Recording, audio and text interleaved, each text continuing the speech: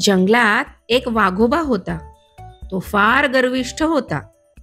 त्याला वाटायचे तोच सगळ्यात चपळ आणि ताकदवान. जंगलातून जाताना तो सतत डरकाळ्या फोडायचा.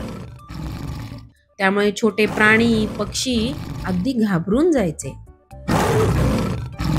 पण या वाघोबाला ते पाहून मज्जा यायची.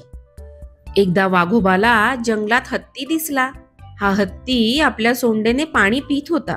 या हत्तीला बघून वाघ म्हणतो कसा, हत्ती दादा, काय तुमचा डोलारा, दिवसभर खातच राहता केळी आणि चारा. माझ्याकडे बघा जरा, कसा पंजा आणि काय तो तोरा. मी चालायला लागल्यावर सगळे पळती सैरावैरा. हत्तीने वाघोबाकडे पाहिले आणि ह्याच्याशी बोलण्यापेक्षा आपले काम भले म्हणून शांतपणे पाणी पीत बसला.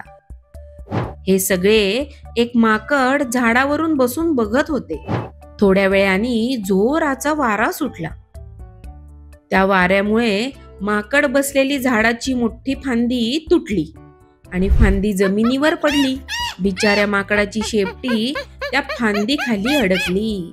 टुनटुन उड्या मारणारे माकड फांदी खाली अडकले आणि आपल्या मदतीसाठी धावा करू लागले. खरी गंमत तर पुढे आहे मुलांनो. चपळ वाघोबा मदतीसाठी धावले आणि भली मोठी फांदी बघून गप्पच बसले. वाघोबाला ती फांदी काही हलवता येईना. हे सगळे पाहून हत्ती दादा खुदकन हसला. त्याने आपल्या सोंडेने मोठी झाडाची फांदी पटकन उचलली आणि माकडाची सुटका केली. वाघोबाच्या आता लक्षात आले, सगळीच कामे चपळाईने होत नसतात. ताकदीचाही वापर वेळेप्रसंगी करावा लागतो.